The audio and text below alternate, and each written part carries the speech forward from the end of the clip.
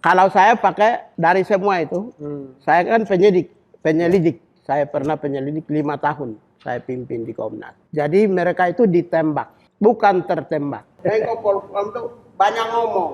Ya, berarti Tapi tidak diam dia. banyak bicara menentang orang-orang kecil. Oke. Orang miskin, orang yang tidak mendapat keadilan, umat Islam yang memperjuangkan keadilan, orang Papua yang memperjuangkan keadilan. Itu ngomongnya banyak. Tapi untuk bagaimana tata kelola negara, bagaimana membangun negara, bagaimana melaksanakan tugas keamanan dan pertahanan secara teknis dia tidak paham.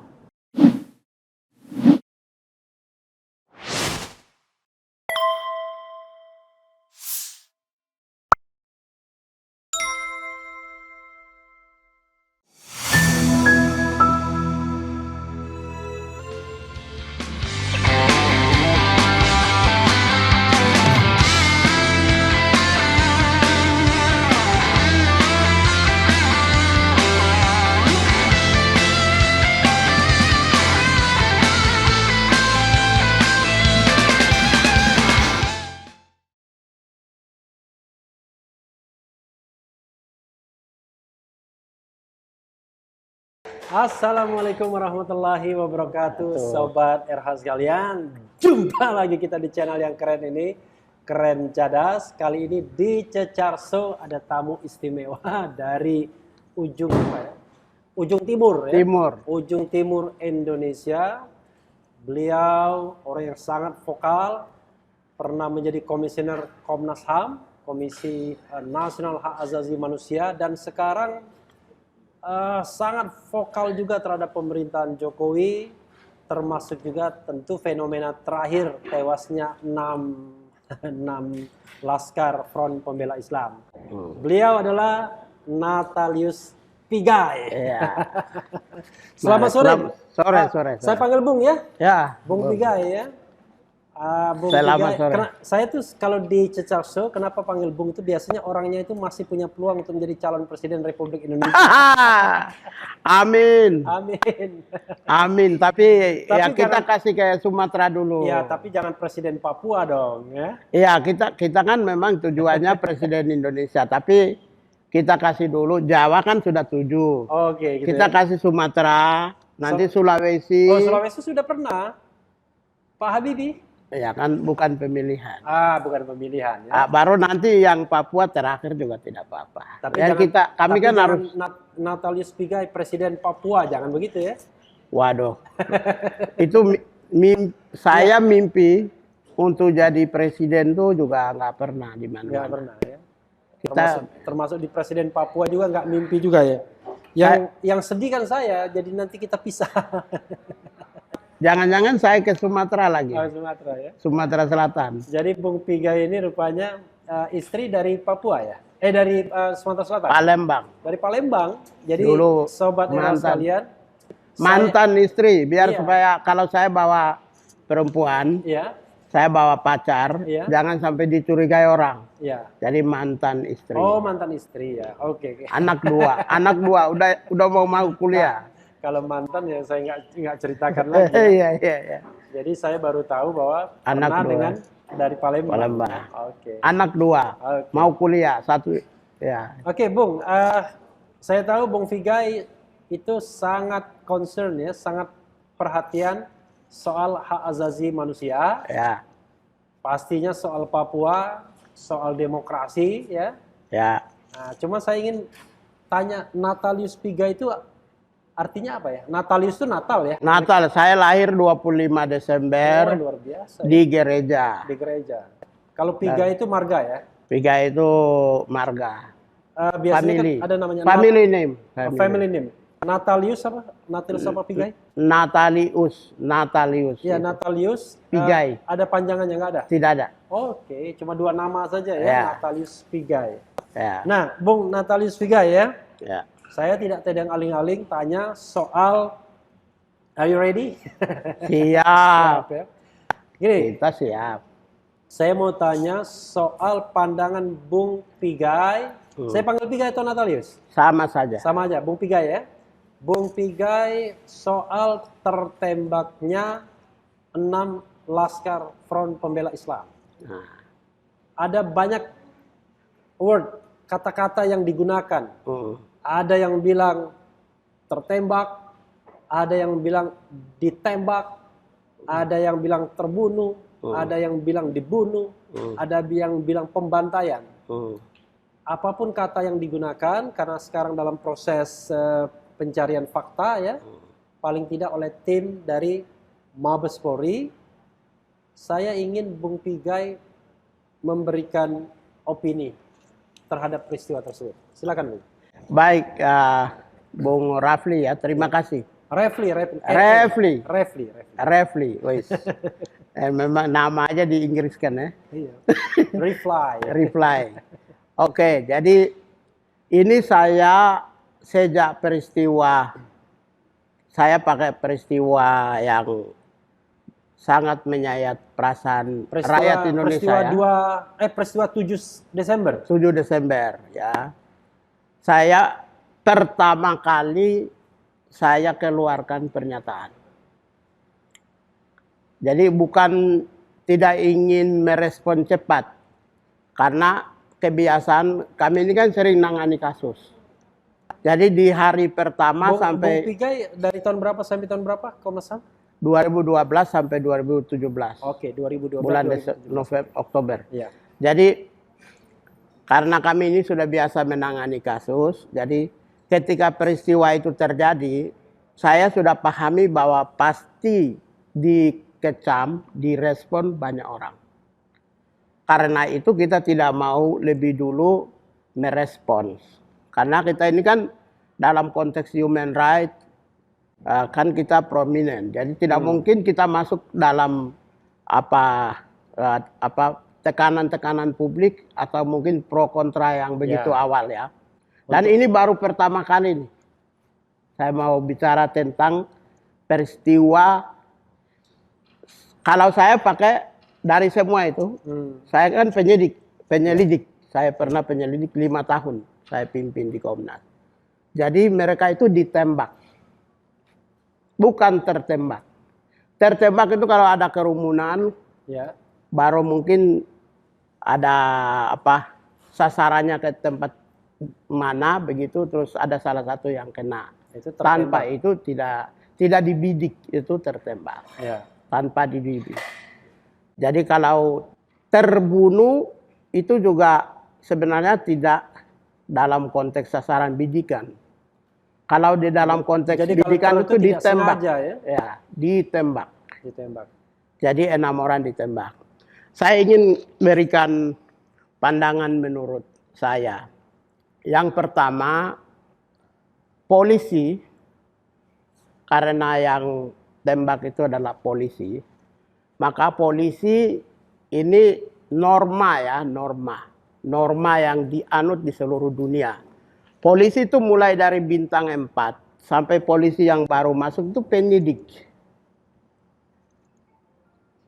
Jadi semua tindakan yang dilakukan oleh kepolisian itu adalah tindakan dalam konteks criminal justice system. Karena dia penyidik. Ya. Kemudian pertanyaannya, kalau mereka itu dibunuh, ditembak di luar criminal justice system, bagaimana? Itu unlawful killing. Oke. Sebuah pembunuhan internasional juga mengatakan demikian. Saya setuju dengan Amnesty. Ya. Ya, sebuah pembunuhan yang tanpa mempertimbangkan hukum atau di luar hukum. Di luar hukum. Atau karena polisi itu adalah penyidik secara otomatis, maka ditembaknya 6 orang itu masuk dalam kategori extrajudicial killing.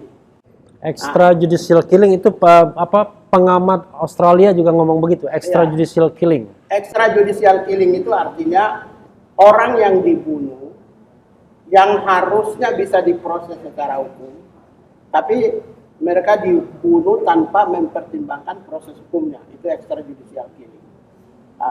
Lalu kalau kita lihat tindakan dan perbuatan yang kemarin di kilometer 50 ya. Polisi tentu salah. Karena apa? Semua pelajaran yang diterima diajari sebagai penyidik dan penyelidik. Itu orang-orang yang terduga, diduga, atau tersangka. Itu sumber informasi. Sekalipun dia teroris, ada di dalam satu rumah sendiri. Iya. Yang itu pun tidak boleh ditembak sampai mati. Iya. Karena dia itu sumber informasi.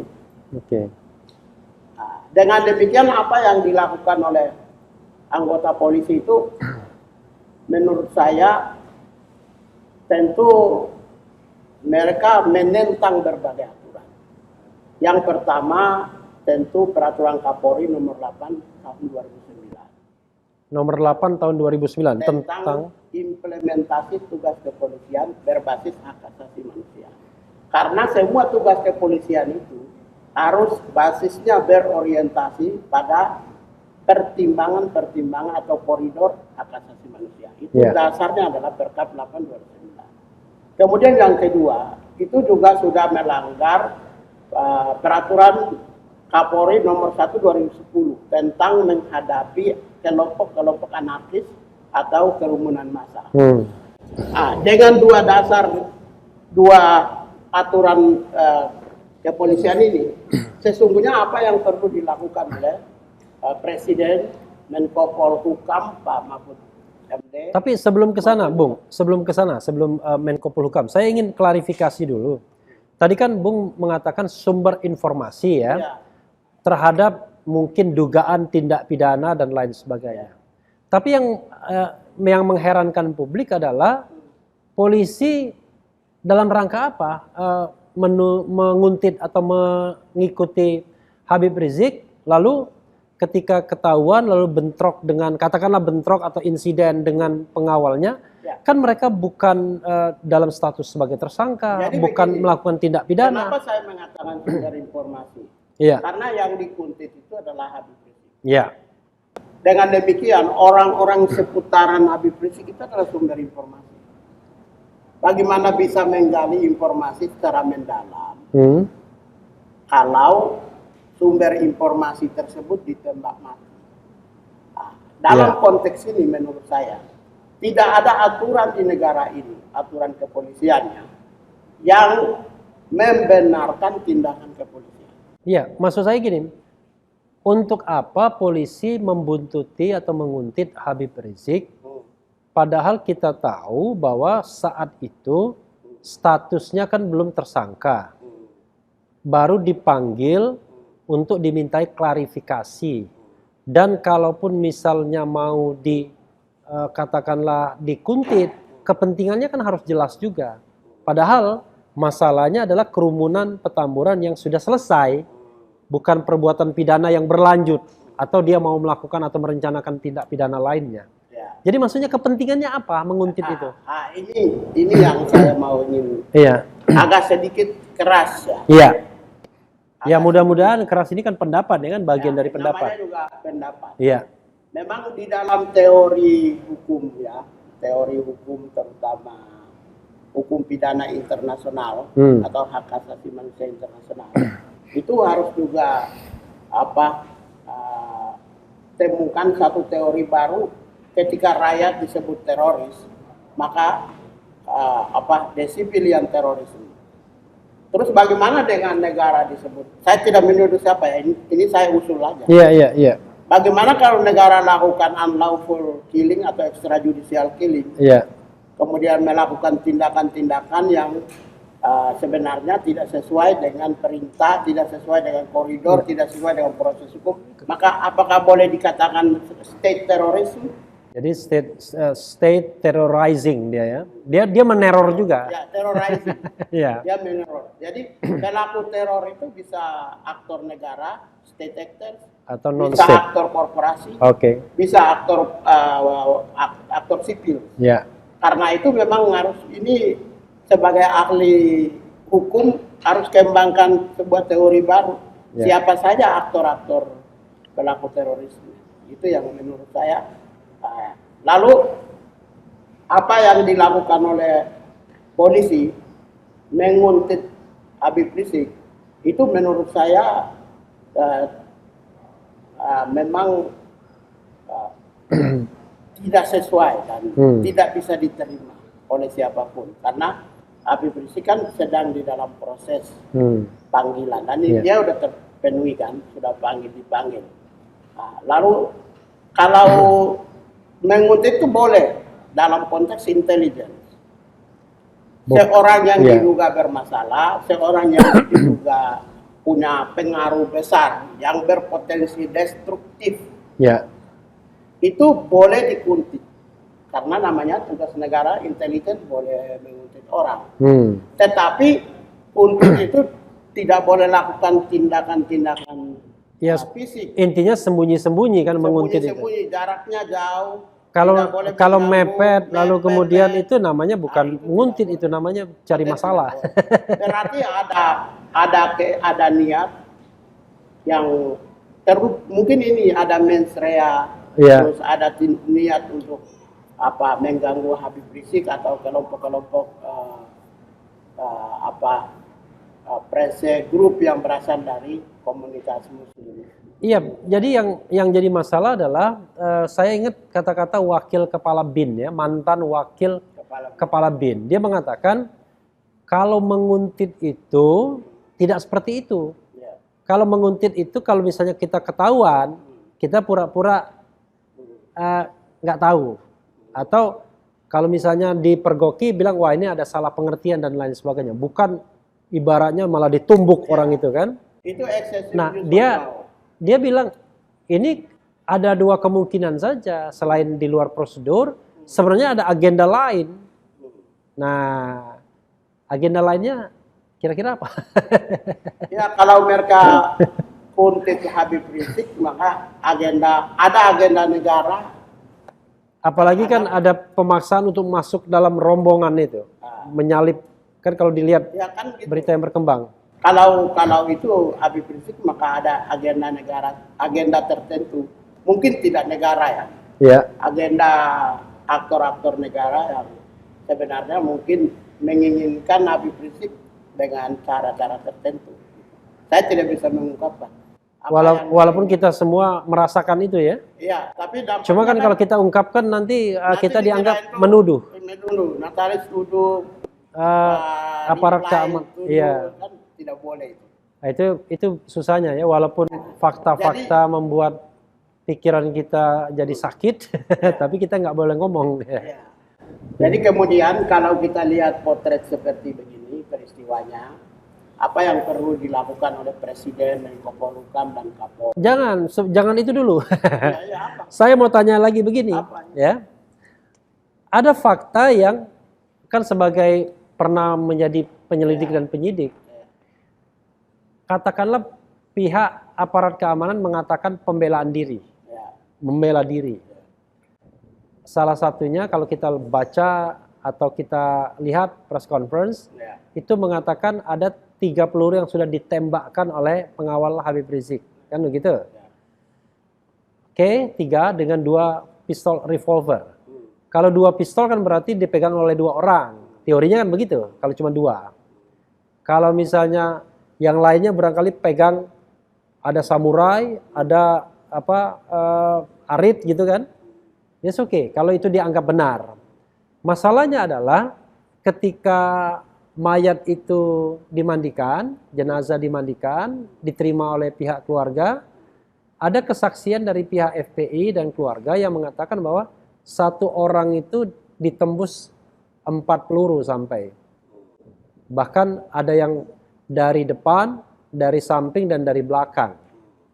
Kalau masing-masing orang 4 peluru, rata-rata ya, berarti kan 24 peluru. Katakanlah 20 peluru. Kira-kira apa yang ingin Bung katakan, kalau misalnya dikatakan aparat keamanan membela diri.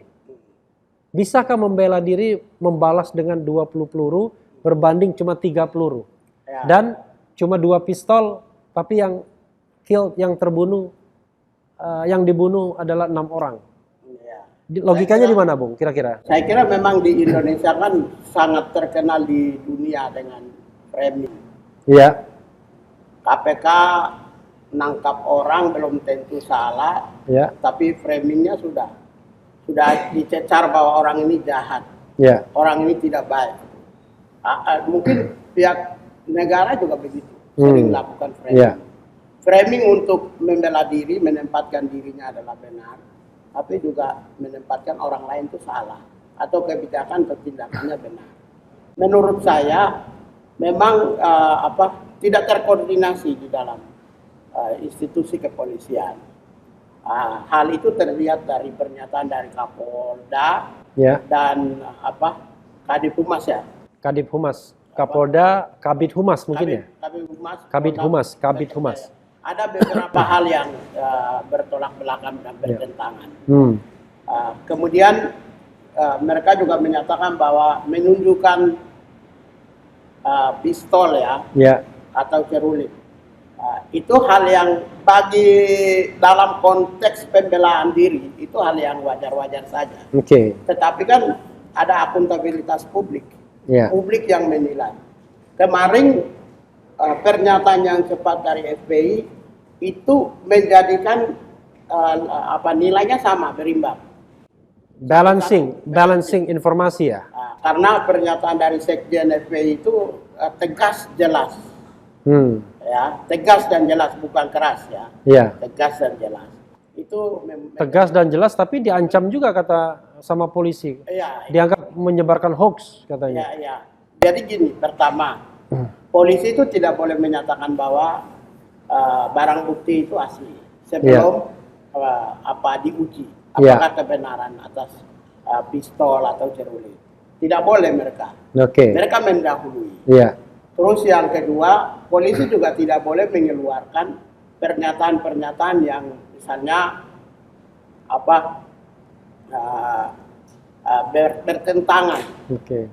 Yang pernyataan yang orientasinya adalah pernyataan tersebut untuk variabel pembuktian di pengadilan. Oke. Tidak boleh dia keluarkan.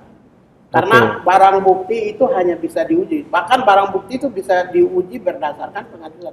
Keputusan pengadilan. Termasuk juga misalnya apakah bisa aparat keamanan atau polisi mengatakan bahwa yang disampaikan FPI itu hoax. Ya. Karena versi mereka bahwa memang pistol itu ada dan punya laskar FPI, tapi kata FPI, oh enggak ada, bukan punya kami. Tapi tiba-tiba polisi mengatakan yang dikatakan oleh FPI ini hoax dan itu bisa dipidanakan. Ya, menurut harusnya. Jadi begini, Prof. Bung Rafli. Jadi polisi tidak siap. Iya. Dan kerja ini kalau dari sini kita bisa berkesimpulan. Pengertian tidak siap itu tidak siap apanya? Tidak siap untuk kepolisian itu kan menyusun cerita yang solid atau tidak siap yang seperti apa? Begini, polisi itu kan komando tunggal. Iya. Dengan adanya pernyataan yang berbeda-beda, dengan adanya mereka tunjukkan berbagai bukti-bukti, dengan adanya itu bisa saja menurut saya tidak sinkron. Mungkin kalau di situ saya mungkin sedikit bisa menduga bahwa tindakan yang terjadi di kilometer 50 itu mungkin tidak by sistem langsung dari kepolisian, Mabes Polri. Mungkin Pak Idam tidak. Karena kalau Pak Idam yang memerintah, maka semua solid. Itu skenario untuk penyampaian ke publik, skenario barang bukti, skenario, berbagai skenario-nya sudah disiapkan. Tapi mereka tiba-tiba gegabah keluarkan pernyataan. Itu bukan skenario-nya, bukan dari Mabes Polri. Gitu ya? Tapi ini menarik ini. Sel tertentu yang muncul. Iya. Ini menarik ini. Kan ini. penyidik, Bro. Oke. Kami sudah bisa tahu. Oke. Jadi yang ingin Bung katakan sesungguhnya bahwa ada istilah Bung tadi sel ya? Iya, ada sel dalam kepolisian yang bergerak sendiri. Iya. Di luar komando. Bisa saja. Tapi begini, apakah ada komando juga tapi komandonya bukan dari Mabes, komando dari tempat lain? Komando dalam konteks, komando tentu ada karena aktor negara, polisi komando tentu ada karena dalam konteks human rights itu Kapolsek itu komando, Kapolres itu komando, Kapolda itu komando. Dan kesatuan misalnya Bareskrim itu komando. Ya, Kalau tapi itu tapi kan konteks kita itu tidak bicara wilayah. komando tingkat Kapolda ya. Karena rasanya kalau komandonya tingkat Kapolda pasti tidak seperti itu. Maksudnya yang ingin saya katakan adalah komando di Ada struktur sel tertentu. kepolisian, Ada struktur kepolisian sama komando yang di luar kepolisian yang bisa juga menggerakkan. Iya, mau di dalam kepolisian atau di luar kepolisian, the state actors atau setiap institusi yang digaji oleh negara adalah aktor negara. Satu Oke. kesatuan. Apakah dia itu melaksanakan tugas dengan menunjukkan uniform atau tanpa menunjukkan uniform. Itu satu kesatuan. Tanggung jawabnya adalah state responsibility. Jadi tidak bisa individual. Jadi Bung ingin mengatakan bahwa kejadian tanggal 7 Desember itu aparat keamanan mutlak salah begitu? Yang jelas kalau dilihat ya, saya kan tidak bisa mengatakan mutlak salah. Oke, Tapi saya mancing.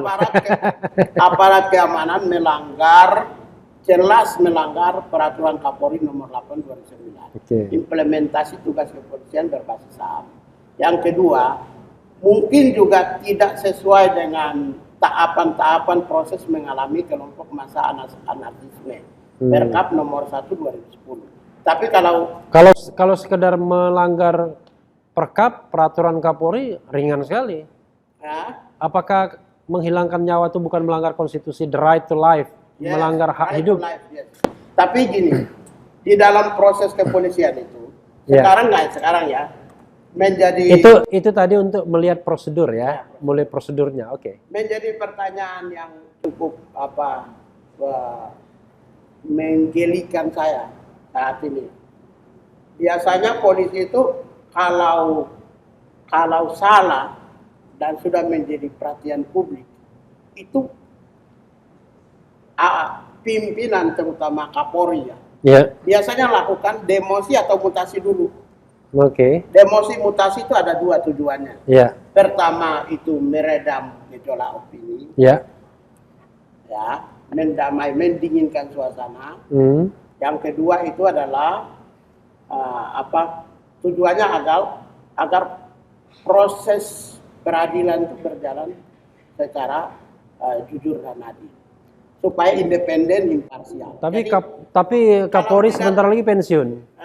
Januari nanti pensiun beliau. bukan soal Kapolri, ini kan tanggung jawab Kapolri. Karena Iya. institusi polisi itu tanggung jawabnya Kapolri. Ya. Secara politik, kepolisian itu tanggung jawabnya adalah Menko Polhukam. Dan secara kenegaraan, dalam konteks negara, yang tanggung jawabnya adalah presiden. Karena itu ini kan tugas teknis. Harusnya Pak Kapolri itu melakukan demosi atau mutasi terhadap misalnya siapa penanggung jawab komandonya. Menurut Bung siapa penanggung jawab komandonya? Ya, itu yang tahu tuh orang yang melakukan. Kan kalau kita lihat bahwa yang ini kedua, adalah Polda Metro Jaya, kan berarti kan Kapolda Metro Jaya dong berarti. wilayah hukum. Wilayah hukumnya ya, tapi belum Wilayah tentu dia otoritas. komandonya. Ya, wilayah hukum Oke. ya. Tapi kalau siapa penanggung jawab komando itu menurut saya yang tahu Kapolri. Oke. Kapolri sudah pasti tahu. Tadi Bung ingin mengatakan Menko Polhukam harusnya apa Bung? Secara politik. Oke, secara politik. Penanggung jawab politik. Politik bidang keamanan ya. Ya. Politik keamanan. Jadi apa yang harus dilakukan Menko Polhukam? Ya kalau misalnya Kapolri secara teknis tidak bisa lakukan demosi dan mutasi, maka ini bisa tanggung jawabnya bisa diambil oleh Menko Polhukam. Sebaiknya Menko Polhukam melakukan apa? Kalau melihat kondisi saat ini. Yang pertama proses gini, Menko Polhukam tidak boleh diam. Kok Oke. Menko Polhukam selalu kritik bahasanya? Menko Polhukam tidak diam, tapi tidak mengaku FPI. Bukan. Menko Polhukam itu banyak ngomong. Ya, berarti Tapi tidak diam dia. banyak bicara menentang orang-orang kecil, Oke. orang miskin, orang yang tidak mendapat keadilan, umat Islam yang memperjuangkan keadilan, orang Papua yang memperjuangkan keadilan. Itu ngomongnya banyak. Tapi untuk bagaimana tata kelola negara, bagaimana membangun negara, bagaimana melaksanakan tugas keamanan dan pertahanan secara teknis dia tidak paham. Karena seorang pemimpin itu tidak boleh ngomong yang gimmick-gimmick. Menko Polhukam lebih banyak ngomong gimmick. Menko Polhukam Ini itu, Prof. Mahfud, mohon maaf ini kritik dari Pak Natalis Pigai. iya, itu saya yang kritik. Dia Iya. lebih banyak gimmick. Saya bisa tunjukkan, mungkin sudah 1000 gimmick yang dia udah keluarkan. Mungkin. Tapi kalau by design kan masalah. Iya. Untuk terus terang itu kan. Ya siapa suruh makan uang negara dan dapat jabatan kalau tidak mau ingin bertanggung jawab? Itu siapapun ya. Kita tidak bilang cuma orang-orang tertentu yang menjabat. Seorang pemimpin yang diberi tugas, sudah sumpah di depan undang-undang, NKRI, Pancasila, Garuda, itu harus jujur dong, apa adanya. Kamu kan makan uang dari rakyat, hasil keringat rakyat. Ya, dikasih segala kemudahan, fasilitas, prestise, harga diri. Ya makanya saya ambil posisinya adalah jabatan pembela kemanusiaan. Itu dua jabatan yang punya bergengsi, sama seperti menteri. Jabatan pembela kemanusiaan. Maksudnya jabatan apa itu? Iya, gini kan Indonesia kan orang yang menjabat dapat jabatan di pemerintahan baru dihormati kan. Iya. Mereka itu adalah orang-orang terhormat yang dikasih jabatan. Maka harus bertanggung jawab, memastikan adanya keadilan, adanya kejujuran, adanya tanggung jawab atas tindakan dan kebijakan yang dilakukan oleh pemerintah. Itu satu kesatuan. Bung, ada lagi yang mau disampaikan Ya, soal ini? Itu yang tadi demosi mutasi itu adalah proses disiplin internal. Sampai sekarang kita belum lihat. Pak Idam, Kapolri harus bisa lakukan demosi mutasi. Ya, tapi persoalannya demosi mutasi itu kan kalau pihak aparat keamanan merasa bersalah. Ya, tapi kalau dilihat gerak-geriknya kan dia nggak merasa bersalah. Ya, bahkan dia gencar melakukan misalnya penersangkaan, pemeriksaan, penangkapan, penahanan, itu dilakukan. Nah, kalau itu terhadap Habib Rizik itu normal. Ya. Normal. Hal yang normal. Persoalan perdebatan mengenai ini COVID, protokol, ya itu silakan. Itu kan unsur subjektifnya polisi. Ini unsur subjektifnya polisi. Misalnya mereka mau tersangkakan Pak Habib Rizik itu unsur subjektifnya polisi. Tapi kan subjektif itu harus rasional juga, Bu. Ya, subjektif harus responsif, bertanggung jawab. Ya, dan rasional juga. Rasional. Kan misalnya gini, ada pakar yang mengatakan, loh kok dikenakan pasal 160? Pasal 160 itu kan penghasutan. Misalnya saya menghasut Bung, karena hasutan saya, Bung melakukan tindak pidana. Maka selain Bung yang kena, yang pelaku tindak pidananya, saya yang menghasut kena juga 160. Oh, ya. Nah dalam konteks Habib Rizik misalnya, dia menghasut apa? Ya, itu lalu yang melakukan tindak pidana siapa? Gitu. Itu. Saya kira ini topik lain lagi. Topik lain lagi. Topik lain. Pemirsa, jadi begini. Yang pertama, kalau misalnya tindakan kematian ya, kematian terhadap 6 orang anggota Laskar FPI itu dilakukan oleh aktor negara, maka ada 2. Yang pertama bisa diproses secara pidana. Pidana itu tidak hanya itu masuk dalam penegakan disiplin internal, atau keluarga bisa menuntut anggota polisi tersebut. Yang kedua adalah human right, ya, pelanggaran hak asasi manusia. Pelanggaran hak asasi manusia itu state responsibility, maka human right human right criminal justice system. Oke. Jadi bisa diproses hukum melalui human right. Kalau melalui human right itu melalui pengadilan HAM, maksud Bung? Pengadilan HAM. Oke.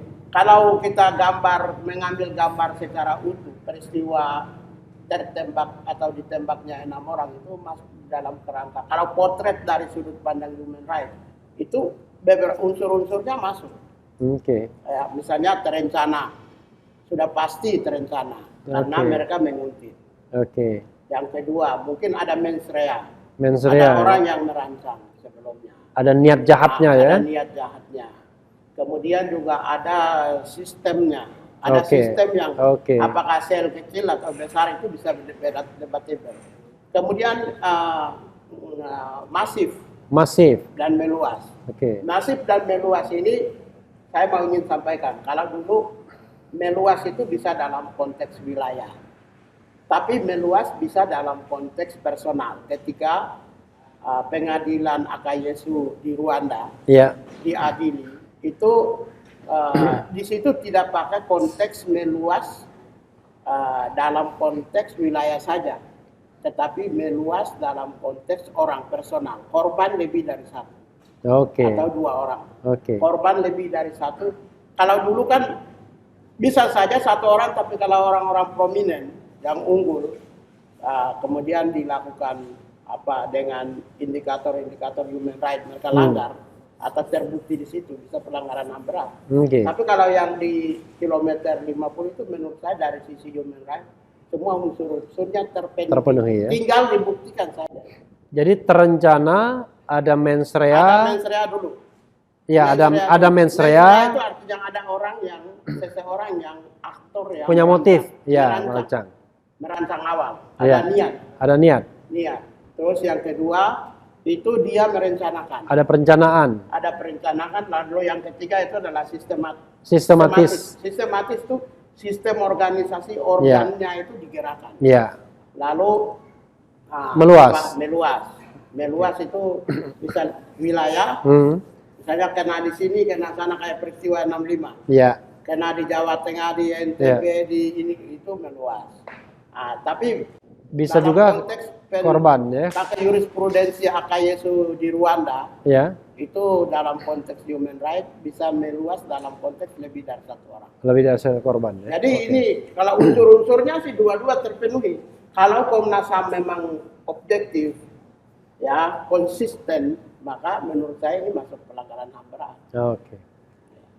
Ya, Bung, kita break dulu ya. Ya. Nanti kita lanjutkan tema yang lain.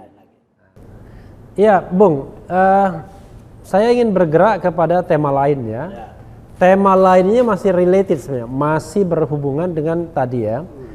Kalau kita bicara tentang 6 tewas, itu di masyarakat itu terjadi pro dan kontra. Biasanya pro dan kontra itu didasarkan pada pemihakan spektrum politik kanan dan kiri. Ya kan, kanan itu Islam ya kan? Ada di mana gitu. Ya, kiri itu nasionalis atau ya kalau Islam ada Islam kanan, ada Islam kiri kan begitu. Tapi Bung, kalau saya lihat dari sisi pernyataan-pernyataannya itu ya, itu kok bau-baunya kayaknya agak pro kelompok Islam juga nih Bung ya. Ini mohon maaf ya. Padahal Bung kan Katolik ya. Katolik. Taat lagi Katoliknya ya. Wah, Karena kalau di Amerika itu ada teman saya dari Washington, dia bilang begini, untuk mengetahui apakah dia itu pro Demokrat atau Republik gampang, masih ke gereja apa enggak. Nah, kalau dia masih ke gereja berarti dia Demokrat. Oh terbalik, Republik. Tapi kalau dia tidak ke gereja lagi berarti Demokrat. Bung Demokrat atau Republik? Saya Serius sekali. antara ini In between. ya, kulitnya Ya. kulitnya itu Demokrat Republik sering ke gereja. Oke, tapi isinya penyikapannya itu Demokrat. Jadi saya jadi Grey Party, bukan Green Party, Grey Party. Grey Party ya, partai abu-abu. Tapi beliau luar biasa jawabannya ya, karena memang Sobat Era, Demokrat itu dianggap yang pro lingkungan, pro hak asasi manusia.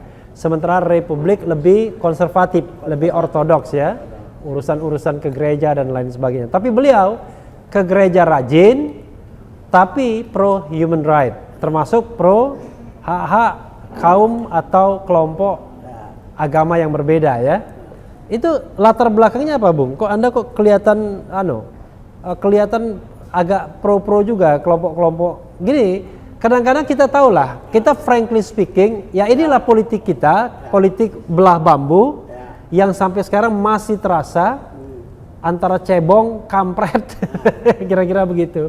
Bung kayaknya agak ngampret sedikit gitu. Silakan. Saya tidak masuk ke wilayah itu. Gitu ya. Keduanya. Yang jelas ini, kami ini kan membela manusia, membela kemanusiaan. Pembela kemanusiaan itu tidak perlu lihat kamu kelompokmu, kelompok dia, kelompok kita, kelompok mereka. Dia Islam kah, Kristen kah, Hindu, Buddha, Jawa, Maluku, Papua, Sumatera, semua. Siapa yang merasa hak asasinya terlanggar, itu tugas kita untuk melindungi. Kebetulan 5 tahun terakhir itu umat Islam mendapat ketidakadilan. 5 tahun terakhir ini dihitung mundur dari sekarang? Ya, dihitung mundur dari sekarang. Berarti Sejak mulai 2015. mulai pemerintahan Presiden Jokowi kira-kira gitu Itu ya? umat Islam mendapat ketidakadilan. Dan kita sudah menjadi orang-orang prominent dalam human rights. Ya, tidak mungkin kita tidak menyatakan keprihatinan, tidak mungkin kita membiarkan mereka berjuang sendiri tanpa ada usaha-usaha perlindungan pembelaan dari kelompok humanitarian. Humanitarianisme itu semua seluruh agama itu ada nilainya. Lintas agama ya, lintas suku, lintas kelompok Jadi gitu ya? kalau membela manusia jangan lihat dia itu pakai jilbab kah, tidak pakai jilbab kah, dia Kristen kah, pakai salib kah, itu tidak perlu. Terlalu keras banget. Iya. Padahal kita tegas. Tegas itu memisahkan antara Ini tegas bener atau tegas terukur ini? Tegas terukur. Kita memisahkan antara humanitarianisme. Tegas terukur itu kata Kapolda Metro Jaya, tegas terukur. Tegas. Jadi kita memisahkan antara humanitarianisme, memisahkan untuk menjaga supaya kelestarian hak asasi manusia, perdamaian, demokrasi, keadilan. Karena abad sekarang itu adalah human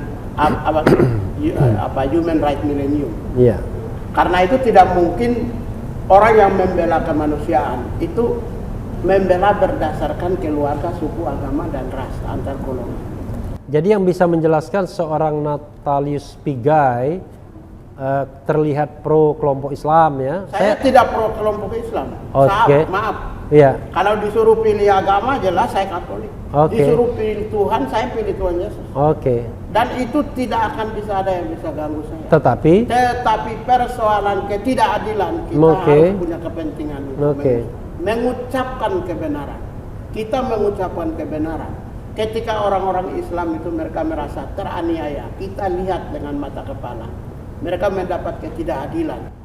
Misalnya Bung, yang Bung bela misalnya ya, selain yang soal yang 6 tewas ini, hal lain yang Bung lihat misalnya Bung secara spesifik bela itu apa misalnya? Tim. Ini saya itu ketua tim, ketua loh, bukan wakil anggota, ketua tim pemantauan dan penyelidikan kasus ulama, habaib, ya, Ustadz Al-Qotot, Buniani, Habib Rizik, saya itu ketuanya.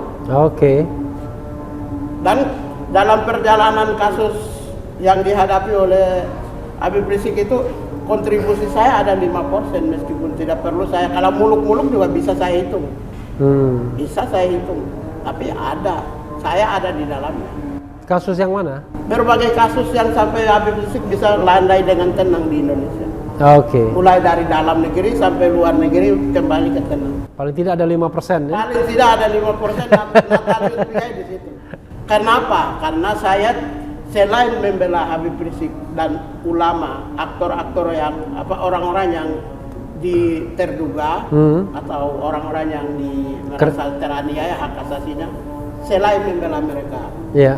Satu sisi ya, itu juga di sisi lain kan kita melihat kok negara ini terlalu menekan komunitasnya. Komunitas yang dimaksud apa? Ketika ulama itu dianiaya, agama Islam juga teraniaya. Karena antara ulama dan agama itu dua yang tidak bisa dipisah-pisahkan. Dua sisi dari mata uang yang sama. Mata uang yang tidak bisa dipisahkan. Karena itu tugas kita adalah menjaga supaya agama Tuhan itu terjaga secara baik. Sikap seperti ini mendapat tentangan nggak dari kelompok Bung? Kelompok ya, gereja misalnya atau kelompok siapa? Syukur. Saya selalu didukung oleh pimpinan gereja Katolik. Selalu tahu sudah berapa kali saya sudah lapor. Terus yang kedua, pimpinan gereja Katolik di mana? Ya Indonesia. Di Indonesia ya? Tidak perlu saya sebut. Oke. Karena artinya gereja itu selalu menghormati usaha yang saya lakukan. Lalu yang kedua, orang Papua itu satupun sampai sekarang di media sosial tidak pernah saya dikritik. Di media sosial ya, di Facebook, YouTube, di Instagram apapun tidak ada. Ya, yang ngeritik Bung biasanya yang pro pemerintah. Terus yang berikut, yang ini yang penting ini. Saya baru-baru ini jadi konsultannya Partai Golkar di NTT, Pusat Kristen, Pusat Katolik di Indonesia. Dalam rangka pilkada? Pilkada. Okay. Ada 9 kabupaten. Oke. Saya datang itu, maaf ya, ini kan orang tidak tahu. Kita datang orang jemput sampai berjubel-jubel. Ini bukan soal protokolnya. Ini orang kampung itu kalau begitu dengar kita datang, orang datang semua. Okay. Bahkan sampai kita dikasih suku, kita di marga saya dikasih. Lebih banyak dong daripada kerumunan Petamburan. Terus berikut Golkar bukan. kan orang datang kan kita tidak tahu. Iya. Yeah. Terus Golkar di NTT itu dari 9 kabupaten itu menang hampir 6, semua menang 6. Dan itu saya datang itu semua. Dengan demikian yang menentang saya membela umat Islam itu cuma oknum-oknum orang Kristen, orang Hindu, Buddha, dan kaum minoritas dan yang bagian dari kelompok oligarki atau kelompok-kelompok pemerintah. Rakyat di bawah kan nyatanya NTT 9 kabupaten, 6 kabupaten saya menang dan saya satu-satunya konsultan. Oke. Kenapa enggak ikut pilkada sekalian aja? Bukan, maksud saya begini, kalau seperti saya ini kan dianggap antagonis oleh kaum minoritas. Iya. Nyatanya NTT menang 6 dari 9 kabupaten. Oke, Bung mau mengatakan bahwa itu fenomena elit saja ya kan? Elit saja. Jadi yang benci sama kita, yang tidak suka sama kita karena membela kebenaran itu hanya kelompok-kelompok minoritas elit saja. Jadi yang tidak suka dengan Habib Rizik elit juga? Elit juga. Elit juga. Itu. Ini atau paling tidak digerakkan elit mungkin ya? Ya digerakkan elit saja. Itu. Dan oknum-oknum tertentu yang ada di beberapa partai politik dan jabatan pemerintah. Nyatanya di lapangan tidak. Selama ini pernah terancam Bung atau diancam? Bagaimana? Yang ancaman seperti apa? Ya ancaman untuk diculik, untuk dibunuh, untuk di... Handphone saya itu kalau saya hitung yang inbox ya itu ada 500. Dari tahun 2016 ketika saya nangani kasus Habib Rizik dan lain sebagainya itu ada tekniknya. Kalau itu di Twitter saya blokir langsung, kalau Facebook saya blokir langsung. Yang jangankan yang orang teror ya. Terus kalau di Instagram saya blokir. Kalau di WA saya tidak baca. Jadi nggak merasa diteror? Mau teror kayak apa kayak. Kita ini kan masa kita membela orang kecil kita juga terasa terteror kan tidak boleh. Okay. Kami yang pembela ini saja kalau merasa terteror, orang yang biasa orang kecil itu pasti terancam. Karena itu tidak, ya kita kan tidak boleh. Jadi tekniknya adalah blok, ya, blok mereka, blokir mereka, atau tidak baca. Tidak baca, abaikan. Ya, Bung, tadi kan soal membela kelompok Islam, Bung kan mengatakan bukan membela kelompok Islamnya, tetapi itu kan karena perspektif HAM-nya. Jadi siapapun yang dipinggirkan, maka Bung akan bela kan, kira-kira begitu. Betul. Ya, tapi tetap saja rasanya kan konsekuensinya Bung sebagai, ini mohon maaf nih, sebagai minoritas ya, minoritas dari sisi agama Katolik, minoritas dari sisi suku ya. Ya kalau kita bilang di Jawa ini pasti orang Papua jadi minoritas. Betul. Itu nggak mengalami kesulitan, Bung? Ya gini, kalau seorang pembela kemanusiaan yang membela semua orang, tidak usah mempertimbangkan apa dampaknya. Karena kita meyakini bahwa manusia itu adalah penuh dengan cinta kasih. Dan ajaran Katolik itu ya? Ya semua. Islam semua, juga kan ada. Jadi semua. Karena itu tidak mungkin orang itu benci ketika kita memutuskan membela orang-orang kecil, miskin, orang-orang yang merasa teraniaya. Teraniaya dalam konteks human right adalah relasi antara negara, state dengan civil society, dengan society, rakyatnya, state dengan warga, di mana state memiliki kekuasaan karena punya otoritas dan sumber daya, berpotensi terjadinya pelanggaran hak asasi manusia. Karena itu orang-orang rakyat yang tidak memiliki kekuatan dan otoritas, yang posisinya lemah, kita harus memastikan berada di samping mereka atau di belakang mereka. Jadi sebenarnya seorang aktivis HAM itu nalurinya pasti membela yang lemah kan? Ya. Dan yang lemah itu pasti non state kan? Ya. Lemah itu gini, membela kepada kaum lemah itu hampir 80%. Oke. Tapi membela kepada fakta atas kebenaran itu 20%. Karena kan orang-orang yang misalnya mereka adalah aktor negara. Ya. Tapi seringkali juga keluarganya juga sering kena dampak. Oke. Karena itu secara pribadi harga dirinya kita bisa jaga. Terlepas dari perbuatannya. Misalnya seorang oknum katakanlah Jokowi itu. Orang kritik dia katakan apa? Dari sisi fisiknya. Kita pasti bela. Oke, karena itu tapi kesalahan kebijakannya, abuse of powers-nya, semua kita pasti. Itu soal yang sifatnya personal. Kalau personal kita bela. Jadi kita juga tetap pisahkan. Kita selalu berada pada semua orang yang tapi Bung, perlu kita bela. Sehari-hari setelah tidak Komnas HAM apa kegiatan? Kegiatan saya lebih banyak dibanding Komnas HAM. Komnas HAM hanya masuk pagi, kadang jam 5, pagi jam 6. Sekarang jadi tim sukses segala ya? Ya itu konsultan. Konsultan. Kenapa saya konsultan dalam pilkada? Konsultan menang di berapa daerah tadi? Dari 9 di NTT, 6 menang. Di Papua belum lagi. Di Papua saya tidak boleh ngomong.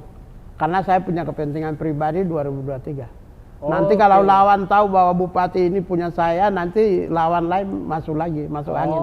Oke, 2023 itu pemilihan gubernur. Ya. Tapi masalahnya kan belum tentu ada pemilihan kan? Ya. Jangan-jangan digeser ke 2024 semua kan? Di rancangan undang-undangnya 2023. Pemilihan langsung itu 2027. Kan perhitungannya serempak itu 2,5 tahun setelah pemilu 2014. Oh jadi 2023 masih.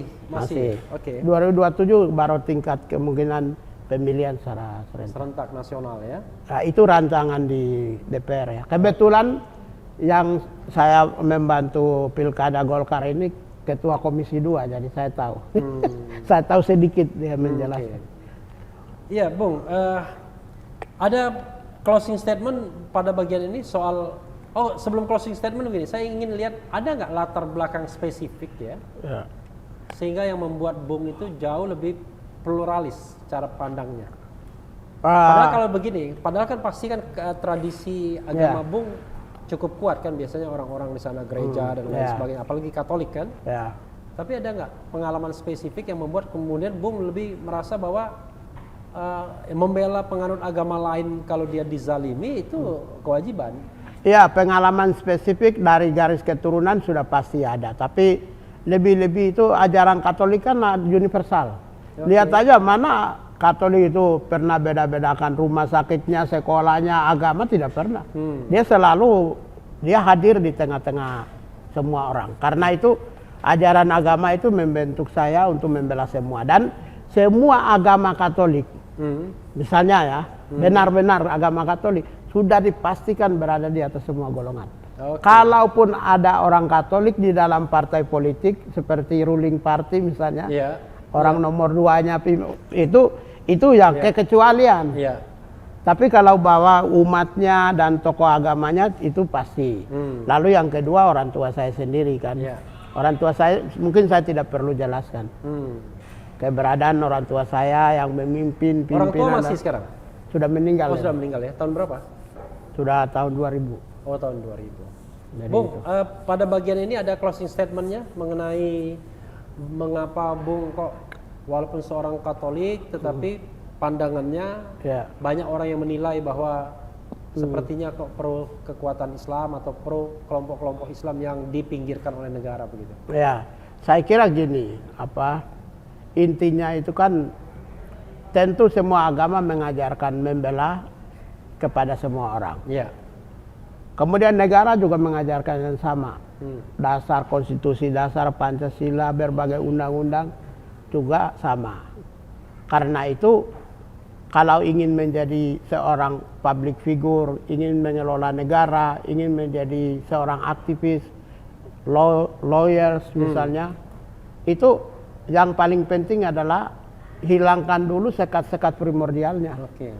Jadi harus berpikir meletakkan pandangan plural, multikultur, ya, egalitarianisme. Itu harus berada di depan daripada kepentingan pribadi atau golongan. Saya kira itu yang prinsip paling utama. Ya, Bung Pigai, kita lanjutkan lagi ya percakapan kita. Ya. Kita sudah bicara mengenai banyak hal ya. Nah, saya ingin menyinggung soal HAM dan negara. Ya, HAM dan negara.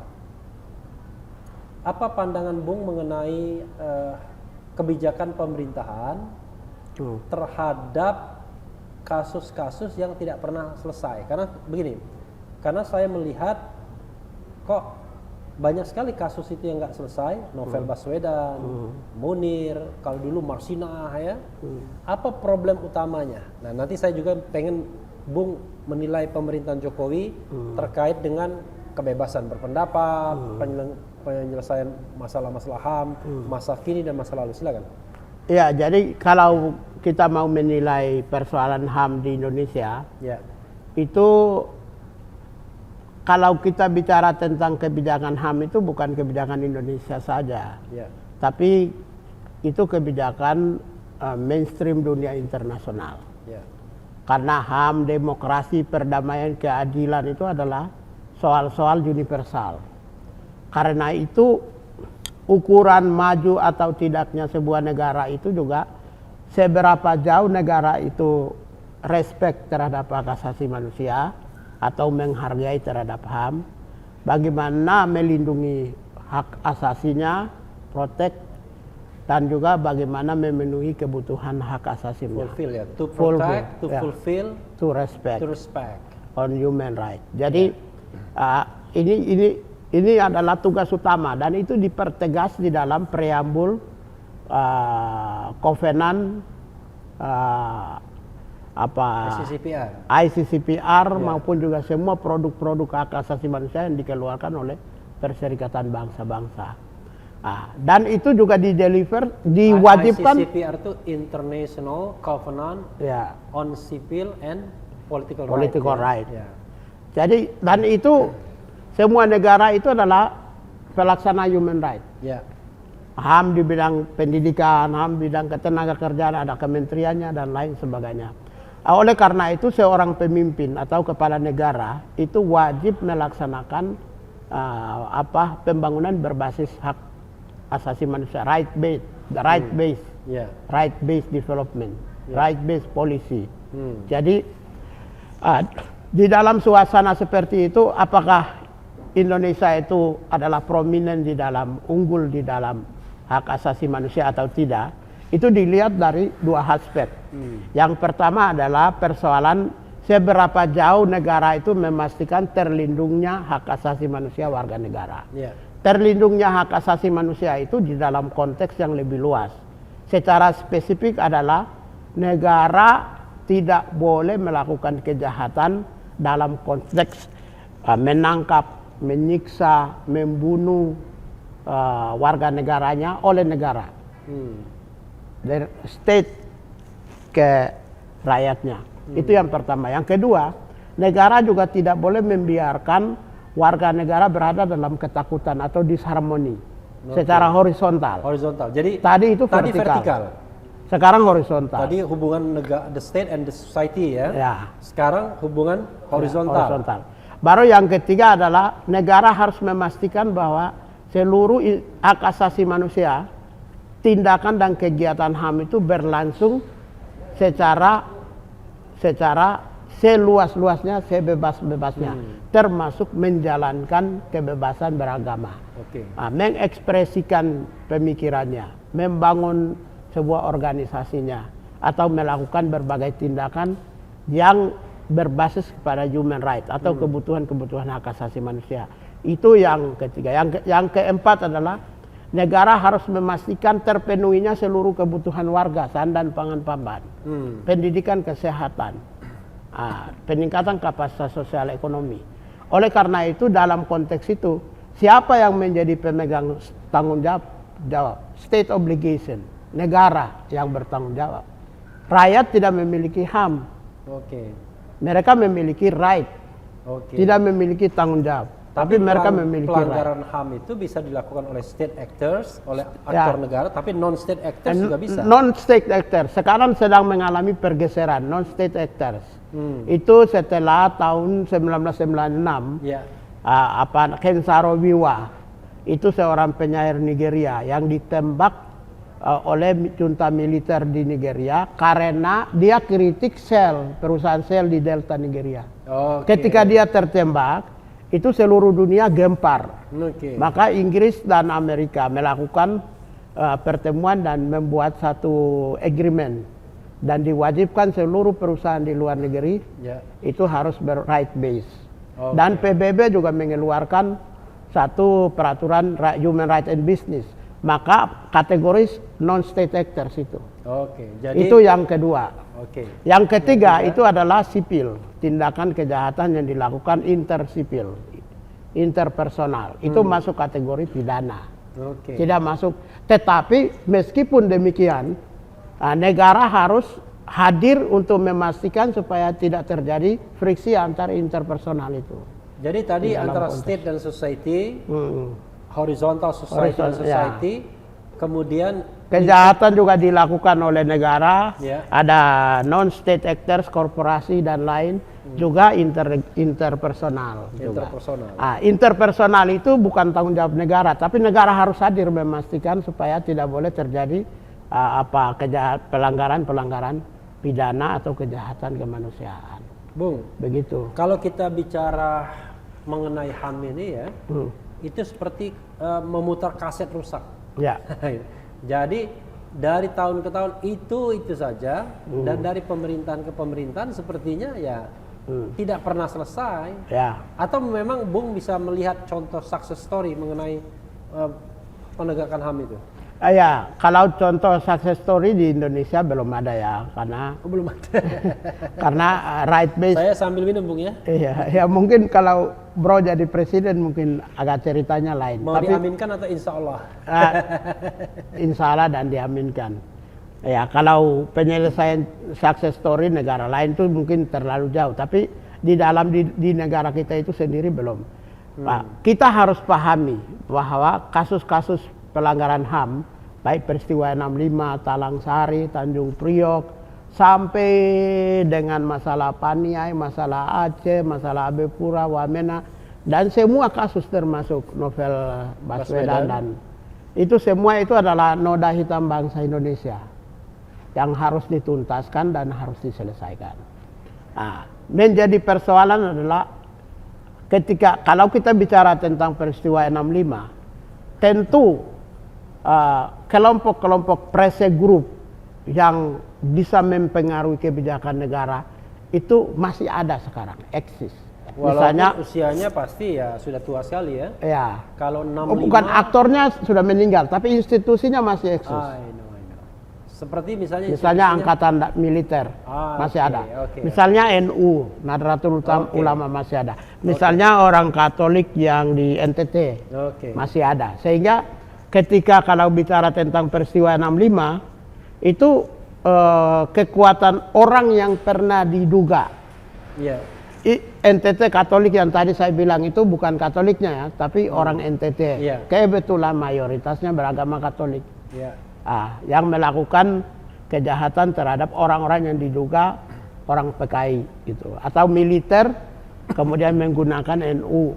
Jadi ketika NU masih ada, ketika militer itu masih ada, ketika aktor-aktor yang dulu diduga ya, itu masih ada, itu tetap tarik menariknya tetap ada, dan itu akan sulit.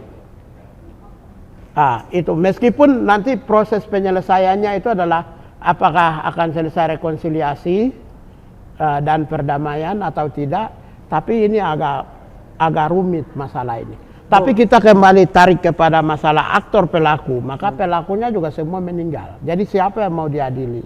Itu kalau kita ulas satu kasus per Dan kasus. institusi nggak bisa diadili ya? Institusi tidak bisa. Iya. Misalnya institusi militer, institusi NU, Artinya dan institusi tidak mereka bisa. juga harus paham bahwa yang kita tunjuk adalah orang dalam institusi ya. Ya, menurut saya peristiwa bukan organisasi. betul.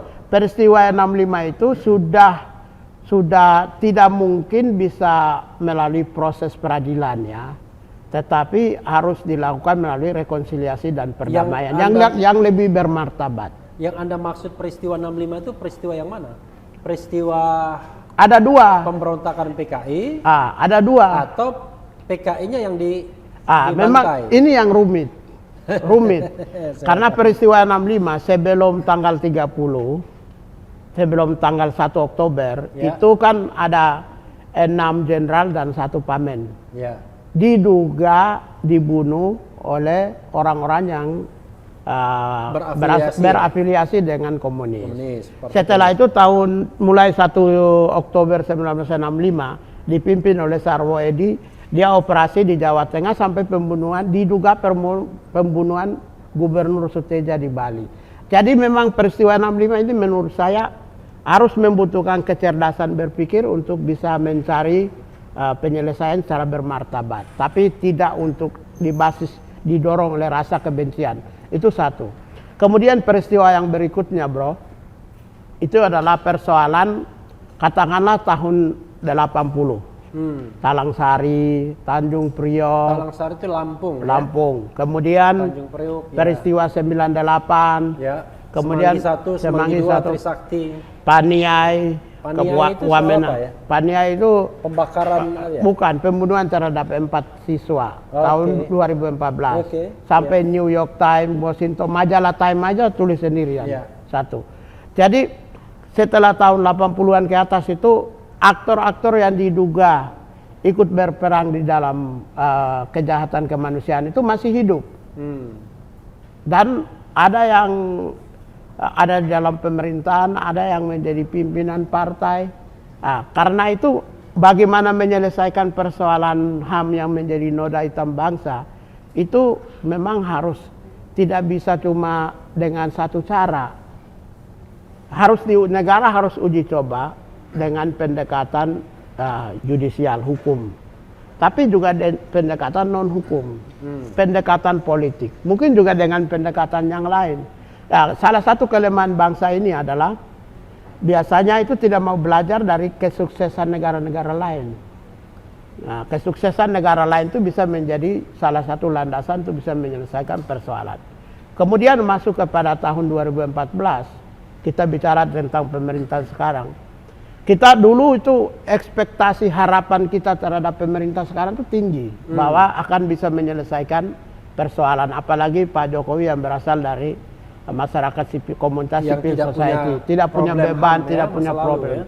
Tapi waktu 2016 Presiden Jokowi mengangkat Wiranto menjadi Menko Polhukam, itu asa atau ketajaman untuk ingin menyelesaikan persoalan, komitmen untuk ingin menyelesaikan persoalan HAM menjadi tersumbat, tidak bisa diselesaikan karena Wiranto adalah salah satu yang diduga sebagai aktor atau pelaku kejahatan pelanggaran HAM berat, terutama di Timur-Timur ya. Jadi memang di Timur-Timur kan dia masuk dalam salah satu black note ya. Salah satunya. Oleh karena itu ketika institusi organisasinya maupun juga aktor-aktor yang diduga memiliki relasi langsung dengan tindakan kejahatan kemanusiaan itu ada di dalam politik, maka penyelesaian pelanggaran HAM itu tidak akan bisa selesaikan dan rumit, complicated. Kecuali kalau ada undang-undang baru atau mungkin amandemen Undang-Undang Dasar 45 atau dengan cara apa Mungkin Bung yang tahu.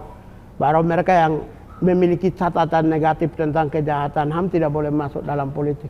Mungkin itu akan bisa lebih menolong, bisa, ya lebih tertolong dan bisa selesaikan secara baik dan Tapi Bung ya, kalau kita lihat, kalau kita ngomong tentang penyelesaian pelanggaran HAM itu ya seperti lip service saja. Artinya tidak benar-benar ada komitmen bagi negara, bagi pemerintah siapapun dia sejak era reformasi terutama kita lihat itu untuk menyelesaikan pelanggaran HAM. Ya saya kasih contoh beginilah, paling gampang itu 27 Juli. Kan kita tahu 27 Juli itu serangan kepada kantor PDIP. Nah sekarang berapa kali PDIP berkuasa memimpin tapi tidak juga selesai masalah itu. Bahkan sepertinya tidak ada indikasi untuk menyelesaikan juga. Iya, PDIP memimpin, PDIP pula yang menjadikan Pak Sutioso jadi gubernur. PDIP pula yang menjadikan Pak Sutioso jadi kepala BIN. Jadi memang bagaimana ya cari ininya ya, jalan keluarnya. Jadi saya kira gini, politik di Indonesia ini kan waktu penyerangan peristiwa 27 Juli itu adalah Pangdam Jaya. Pangdam Jaya. Dia soal pelaku atau tidak itu tidak ada urusan, tetapi dia adalah tanggung jawab, penanggung jawab. Paling tidak sebagai Pangdam wilayah Jaya. Keamanan waktu itu. Ya, jadi memang harus cari jalan keluar yang tepat seperti Karena apa saya dulu, kira. ABRI gabung TNI sama Polri, jadi keamanannya gabung ya. Kalau sekarang kan pisah sudah. Jadi memang begini, kalau tidak ada partai yang ingin mendrive, memberi di dalam statuta partainya itu kalau mau ingin menyelesaikan persoalan pelanggaran HAM masa lalu, itu ada, itu bisa. Tapi tidak ada partai yang tidak ada dalam visi misi maupun juga strategi partai atau program partai itu tidak ada yang merumuskan penyelesaian pelanggaran. Saya membayangkan ya, siapapun presidennya akan malas menyelesaikan persoalan masa lalu ini. Kan dia pikir apa untungnya bagi dia kan? Ya. Karena itu barangkali ya kita tidak akan pernah mencapai formula untuk menyelesaikan pelanggaran HAM masa lalu. Saya gini, sampai kita itu berpikir jangan-jangan orang yang justru diduga pelaku itu kalau jadi presiden jangan-jangan dia yang bisa menyelesaikan masalah. Misalnya siapa? Kita tidak tahu. Jadi memang agak sulit. Agak sulit karena semua yang ini kan semua baik ini. Dulu B.J. Habibie orang baik. Nah, karena menurut saya ya tadi saya katakan lip service saja. Mau ganti presiden, saya kira belum ada saya lihat presiden yang punya komitmen untuk menyelesaikan pelanggaran HAM. Iya itu yang saya kembali ulang lagi bahwa kalau komitmen itu kan jangankan soal HAM, aspek lain saja dilanggar dan bahkan tidak pernah diingat. Gitu. Berbagai janji-janji itu, janji-janji di Indonesia itu kan gini, antara visi misi partai di Indonesia tidak bukan partai ideologis ya. Kemudian juga janji karena itu antara partai politik dan calon presiden itu biasanya lebih banyak ucapkan apa yang dipikirkan oleh calon presidennya. Tapi tidak mengucapkan apa yang mau dilakukan oleh partai politiknya. Itu selalu jadi problem. Oleh karena itu kalau kita berpedoman pada janji-janji, menurut saya termasuk soal janji menyelesaikan hak asasi manusia, itu selalu jadi lip service dan itu saya setuju. Karena partai-partai politik saja tidak pernah punya program untuk ingin mendorong satu itu pemajuan hak asasi manusia dan perlindungan hak asasi manusia di Indonesia secara keseluruhan. Lalu terakhir breakthrough-nya apa? Terobosannya. Mungkin Bung bisa kasih konsep terobosannya. Karena gini, saya kok mau melihat Presiden Jokowi, Presiden SBY, Presiden Megawati dan seterusnya.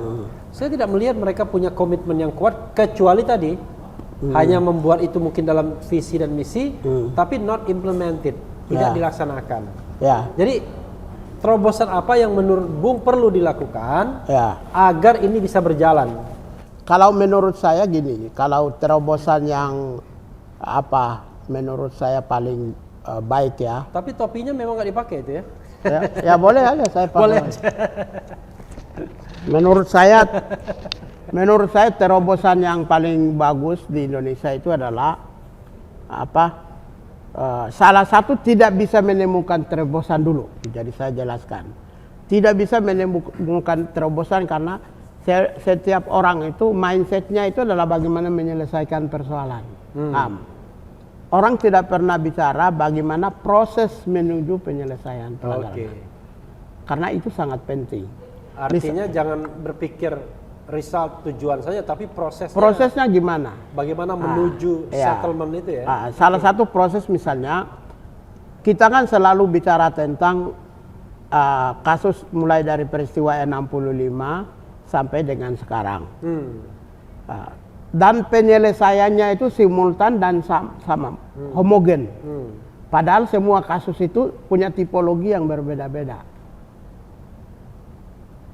Jadi sebenarnya kalau misalnya kita pilih-pilih kasus per kasus, itu akan kita ketemu mana yang kemungkinan tingkat probabilitasnya tinggi untuk bisa diselesaikan dengan mudah, mana yang bisa didorong di pengadilan, mana yang perlu pembuktian baru rekonsiliasi, mana yang langsung rekonsiliasi. Sebenarnya gampang. Tidak ada yang sulit. Kalau seorang presiden kalau tidak mengerti, dibantu oleh Menko Polhukam yang bagus, berkualitas, dan juga para staf ahli yang cukup berkualitas. Tapi kalau orang-orang yang prominent, unggul di bidang, profesional di bidang hukum dan hak asasi manusia di Indonesia, banyak yang siap. Antara lain Rafli Harun, Profesor Jimli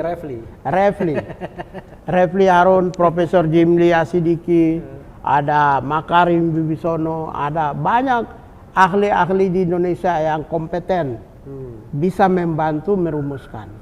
Tetapi willingness, hasrat untuk ingin menyelesaikan, proses memulai menyelesaikan pelanggaran HAM, itu yang persoalan. Ya, kenapa? Karena kita berkutat pada result-nya. Itu yang saya pertanyakan tadi. Kenapa orang kok merasa nggak penting menyelesaikannya? Kenapa? Ya, karena memang salah satu yang paling penting adalah hak asasi manusia tidak membahana, belum menjadi penting bagi Indonesia. Dan itu barangkali karena dianggap masalah. Ya, dan itu didegradasi oleh pemerintah yang tidak pernah bangun negara berbasis pada human rights. Penegak hukum yang tidak selalu mau ingin berorientasi pada melakukan kebijakan-kebijakan atau tindakan hukum berbasis pada human rights. Jadi ketika pemimpin itu tidak melaksanakan kebijakan berbasis pada hak asasi manusia, maka rakyat itu menganggap HAM itu tidak penting.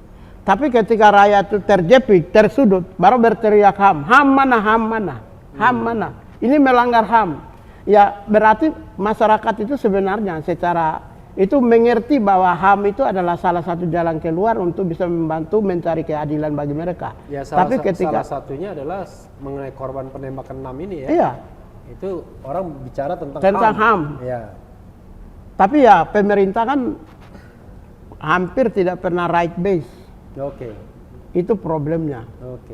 Jadi nanti tunggu di Indonesia itu terjadi semacam corona, baru kita nanti akan bangun masyarakat komunitas baru, komunitas human rights. Ada protokol sendiri, ada tata hidup sendiri, ada new normal sendiri, ya semacam itu baru bisa. Tapi kalau normal seperti begini ya HAM itu hanya untuk bagaimana terminal terakhir peraduan orang kecil, tapi para pengambil kebijakan, mereka tidak pernah menganggap HAM itu menjadi penting. Karena apa? Tidak pernah aktor pelaku pelanggar HAM pernah dihukum, jadi tidak ada efek jerahnya. Ya, di Indonesia itu pengadilan HAM ad hoc sejauh ini hanya menghukum satu orang di tingkat pertama kan, Emilio Suarez. Ya. Tapi di tingkat Mahkamah Agung bebas juga. Sementara yang TNI itu tidak ada satupun yang dinyatakan bersalah. Ya, peradilan di Indonesia kan tidak kredibel. Itu problemnya. Ya, Bung, makasih kita pembicaraan soal HAM ini ya. Saya mau beranjak soal yang terkait sama Bung sendiri ya. Nggak mungkin dong kalau kita ngomong sama Natalius Pigai tidak ngomong soal Papua ya kan? Papua ya. Dulu namanya Irian. Sebelum Irian Papua. Jadi Papua, Irian, Papua lagi. Nah, semua yang kata-kata ini tersimpan di Museum Satria Mandala yang kita sedang bicara. Oh, gitu Dokumen-dokumennya. Oh, oke. Iya. Ya, ini lokasinya di sini. Kopi Kental Museum Satria Mandala, sobat era sekalian ya. Nah, Jadi sama seperti HAM, Bung. ya. Kalau ngomong HAM, Ya. ya kita paling bilang lip service. Hmm. Pemanis di bibir, Ya, pemanis untuk pidato, tapi realisasinya nggak ada. nggak ada. Ngomong soal kepedulian terhadap Papua juga sama. Sama. Lalu menurut seorang Natalius Pigai, mau diapain Papua ini? Baiknya apa? Mau diapain? Saya kira gini ya. Atau jangan mau diapain dulu barangkali. Apa sih problem pokok Papua? Ya. Yang problem yang paling mendasar Papua, Ya. yang seharusnya dijawab oleh Jakarta, dan untuk mencapai bagaimana penyelesaian masalah Papua secara komprehensif. Ya. Silakan, Bung. Ini problem komprehensif ya. Jadi gini, saya 7 hari lalu, 6 hari lalu di dua sisi TV One juga saya sampaikan hal yang sama. Mungkin saya kira lebih bagus karena pertanyaannya hampir sama. Oke. Jawabannya kalau kita cari jawaban lain nanti Nggak konsisten. nggak konsisten. Jadi Tapi jangan suruh sobat era sekalian mencari di tempat lain. Di sini aja Ya. disampaikan. tapi gini, yang di sana kan beda. Beda. Di sini formulasi bahasanya tetap beda. Beda, Yang oke. cecar punya kalau yang Cecar di sini. Dan Cecar. tanpa batas. Ya. Iya kan? Ya, tanpa batas. Tanpa batas waktu maksudnya, sobat era Jadi sekalian. yang pertanyaannya gini, saya juga ingin ajukan pertanyaan yang sama. Ya. Tapi sekaligus saya jawab. Mengapa masalah Papua belum selesai? Apa yang menyebabkan masalah Papua itu belum selesai? Ini pertanyaan yang paling mendasar. Saya tanya lagi, masalah Papua itu apa? Itu nanti saya akan jawab. Oke. Oke, ini menarik ini. Iya. Cecar mencecar. Cadas juga ini. Jadi masalah Papua ini kan gini, bermula dari persoalan perjalanan sejarah di Papua. Historiografinya panjang, tapi saya persingkat saja. Bahwa 1969 itu kan PPRA, penentuan pendapat rakyat Ya. di Papua. Kemudian Bukan PPDA ya? Ya. Kalau PPDA kan makanan. Ya. Jadi di PPRA itu sendiri itu berdasarkan New York Agreement itu one man, one vote, one value. 1%. Ya, one person. One vote, one value system. Opofov. Ya. Karena sistem berdasarkan PBB itu adalah Opofov. Tapi waktu itu Jakarta mengambil jalan yang lebih real bagi kepentingan Jakarta, yaitu mengambil 1028 orang Sebagai perwakilan dari 800.000 orang. Oke.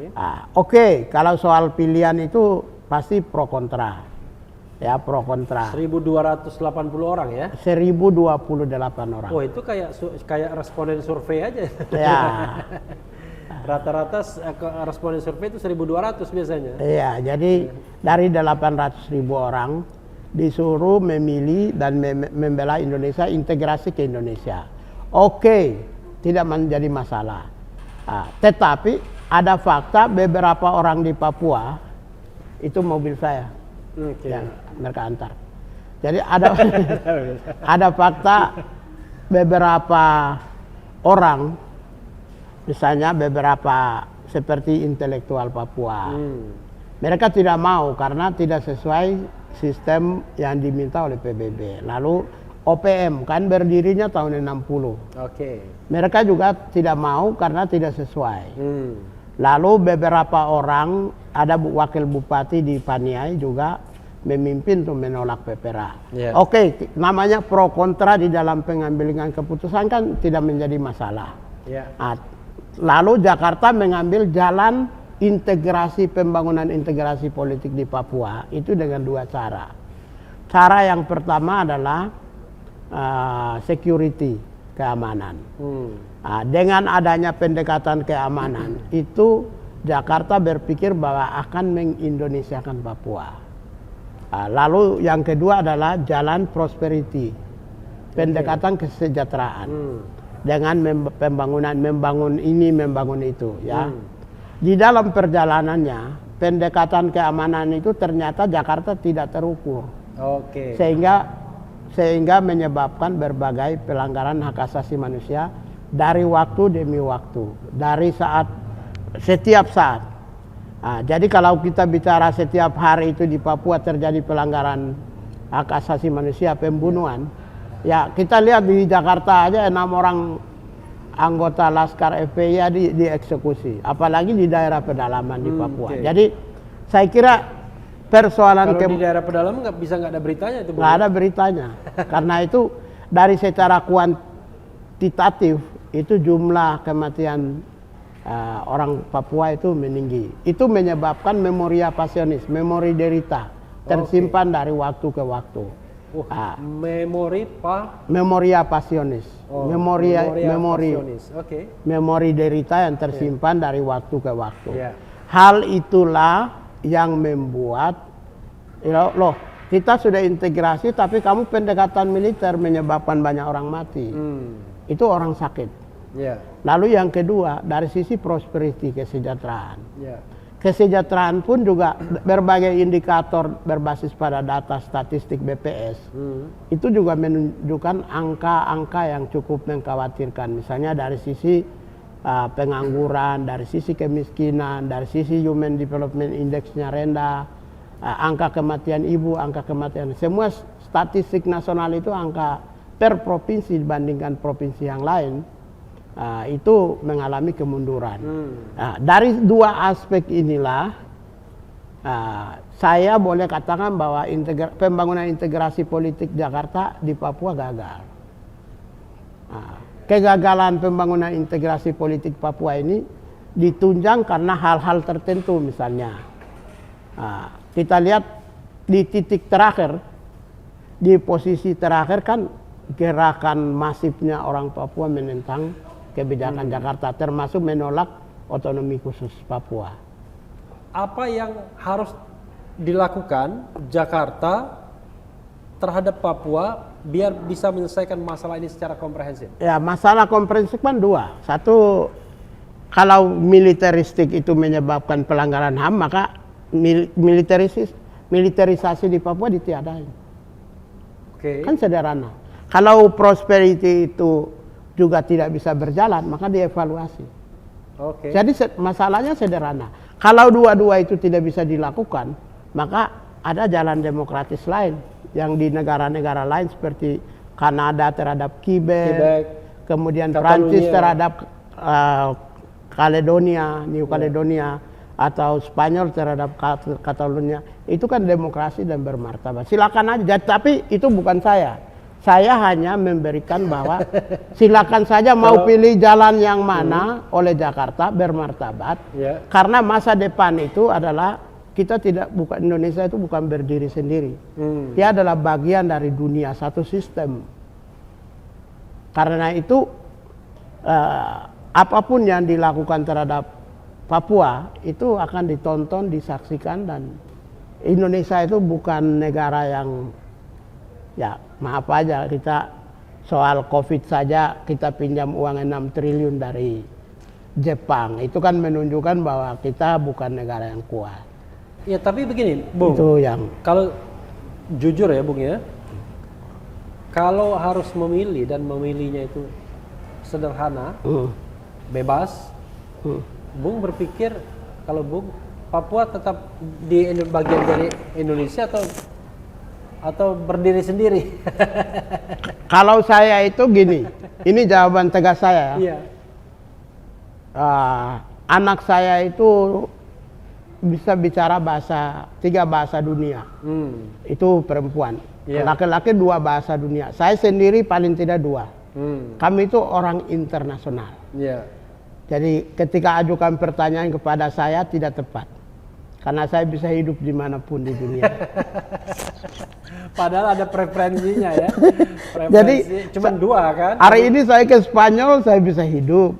Saya ke Jepang bisa, Amerika bisa. Jadi kalau ajukan pertanyaan yang lebih spesifik begini, Itu harus pertanyaan lain lagi karena ini persoalan mau hidup di mana, kamu happy di mana. Oke. Kan begitu. Saya tanya itu. Ya. Bung, Kamu happy di mana? hidup di mana? Happy di mana? Saya happy dimanapun yang saya membuat, manapun negara manapun yang bisa membuat saya happy.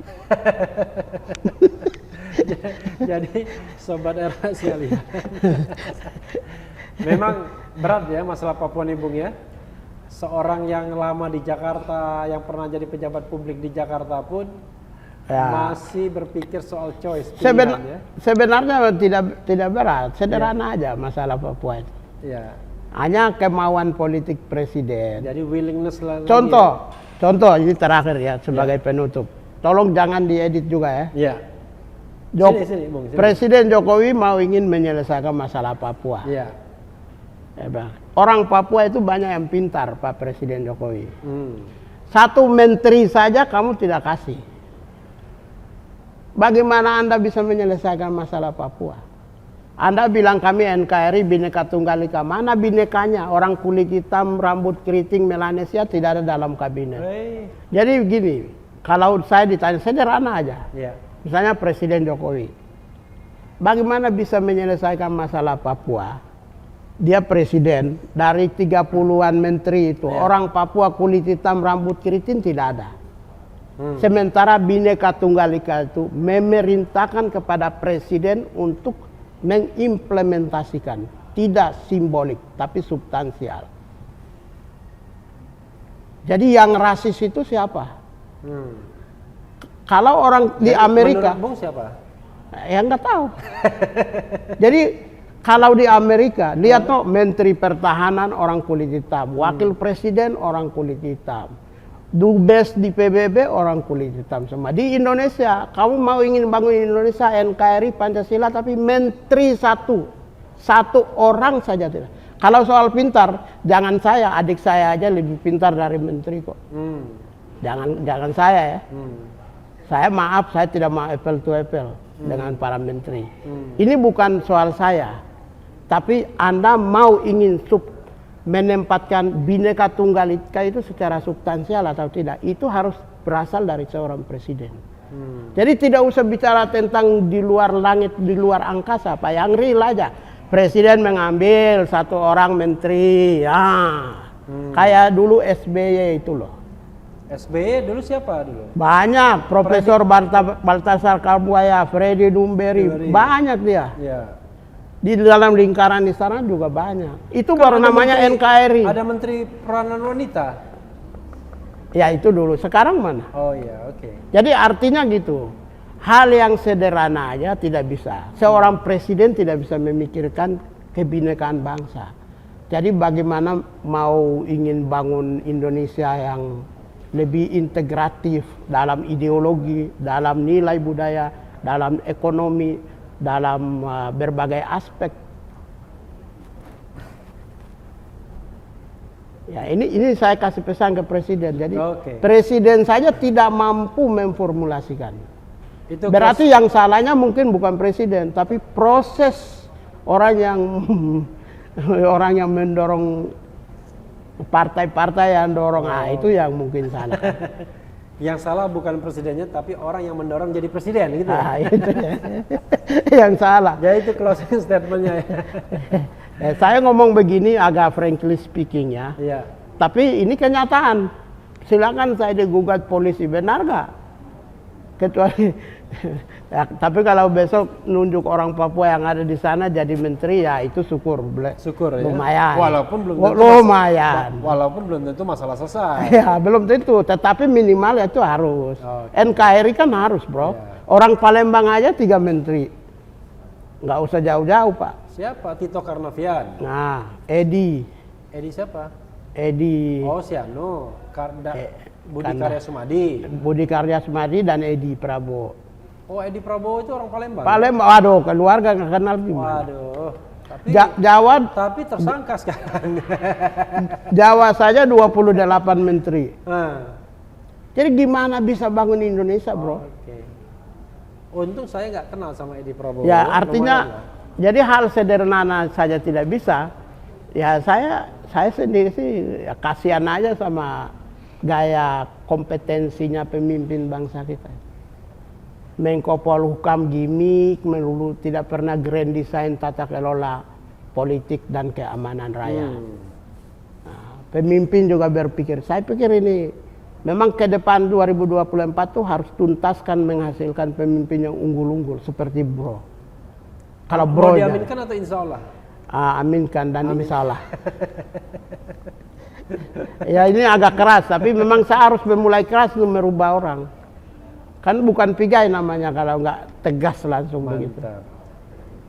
Bung, closing statement 2-3 kalimat. Kalau mau ingin selesaikan masalah Papua, yang pertama, pendekatan militer sudah meninggalkan berbagai kejahatan kemanusiaan. Nah, dievaluasi. Nah, pendekatan prosperity, kesejahteraan juga tidak pernah tuntas, dituntaskan. Kemudian yang berikut adalah dunia ini juga menginginkan sebuah proses dinamika demokrasi yang bertanggung jawab dan akuntabel di dunia internasional. Khususnya relasi antara Jakarta dengan Papua. Harus juga berpikir di dalam kerangka itu juga. Karena politik di Papua bukan politik hubungan Jakarta-Papua aja. Tapi politik Papua itu telah menjadi bagian yang tidak terpisahkan dari politik dunia juga. Gitu. Jadi kalau saya sendiri tidak punya kepentingan. Ya silakan sekarang mau yang mana. Ya. Kalau ngomong soal Papua tidak akan pernah selesai. Ya itu dia. Ya, sobat era sekalian, itu tadi dicecar dengan Natalius Pigai. Orangnya memang ngomong apa adanya, ya, enggak. Dan tanpa tedeng aling-aling. Makasih Bung Pigai. Yang penting tetap di channel ini, karena di channel ini Anda akan dirayu, ditipu, dibaperin, harus tonton lebih dari 10 juta ya. Bila perlu. Karena channel ini adalah channel yang mengancam, memeras dan membenci. Cadas. Jangan lupa subscribe, like, dan share, komen, dan share.